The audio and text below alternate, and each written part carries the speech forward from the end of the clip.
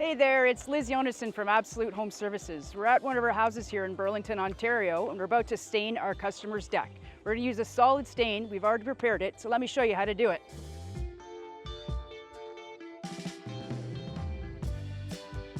Okay guys, we're ready to stain the deck. So we've followed the process, we've cleaned it, we've sanded it, it's ready to be stained. So we've chosen to use this Dulux Professional Finish. We have a great relationship with Dulux. They provide great stains. This is going to go with a solid stain. Stains can come in transparent, semi-transparent, and solid, and there's some in between those as well. But especially on a deck like this, which is a little bit older, it's a little bit worn, you're probably going to want to go with a solid stain. It's going to cover up a lot of the differences in the wood, and it's going to look great. Often people think stain is paint, but generally you're always putting a stain on a deck. And as we talked about before, why you want to use a stain is because it absorbs into the wood. It doesn't sit on top. So choosing a solid stain is a really good choice for a deck because it will go into the pores and it should last a long time. Dry deck, good preparation, and a great product, the three things that make a deck last long. Okay, so getting ready to stain here. First thing I want to do is open up the stain. You want to be careful not to dent the lid when you open the stain so you can close it later. Always like to clean off the lid of my can before I get started so it's nice and clean. And then I'm going to pour some of the stain into what I call a cut can. I only want to fill that a quarter full and close that back up.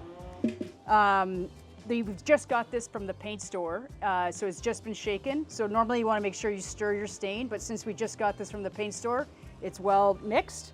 And I always make sure that I pour my paint out of the French side of the can if you're in Canada, because you want to be able to read it later. So that's a little trick I like.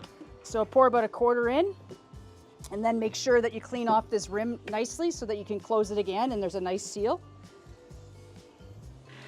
So we're using Dulux Solid Stain. Dulux is a great stain. It actually used to be called Flood. Flood Stains is known as one of the best stains around, but Dulux bought Flood a long time ago. Not a long time ago actually, probably a few years ago. And we love this product. We've used all the products, Q-Tech, Sikkens, Sherwin-Williams, Benjamin Moore. They all have really good products, but we found that this one works the best from our friends at Dulux. So when you want to go start staining a deck, first thing you want to do is make sure you don't paint yourself in a corner. So you want to be systematic in how you approach it. And you always want to be doing a few boards at a time. The biggest problem with staining is that you can have lap marks. And what a lap mark is, if you stain part of the deck, stop and start again, you'll see an overlap mark there, and you'll see them all over the deck. So you only want to do a few boards at a time, and you want to finish that board, and you just have to stop at a natural break in the wood. So you want to do this board from here to the end. So you just do a few at a time, and then you always have to cut in these cracks. So people have a tendency just to paint the top of the deck, which is fine, because when you're standing straight down, you can see the top. But when you're walking along the deck, you can see all of the cracks. So you've got to make sure you're getting your brush into these cracks here and these cracks here.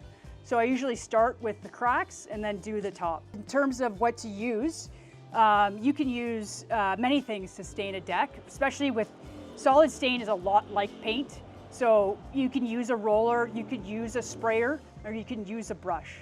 For this part, I'm just going to use a brush, but because you have to get it into the cracks, so the brush is always going to be important. But you could also use a roller to do the tops. And we don't spray decks too often, but it's certainly a possibility if you're really comfortable with a paint sprayer. So I'm going to get started. We're going to do 2 coats. So applying the right amount of stain is also important. You don't want to put on too much stain. You want to do 1 coat to make sure you get into it. But if you put on too much stain, that can tend to bubble and won't dry nicely. So as long as you get some good coverage, then you're in good shape. So getting close to that fence, but not getting any paint on that fence. Any good painter will do that. You could use tape here if you'd like to, but if you're like me, you can cut a nice line without using any tape. Okay, so we've just got a few boards done here. The color looks awesome, and you can see how good the 3 boards already look. And this deck's gonna look fantastic once we get this nice dark brown stain on the whole thing.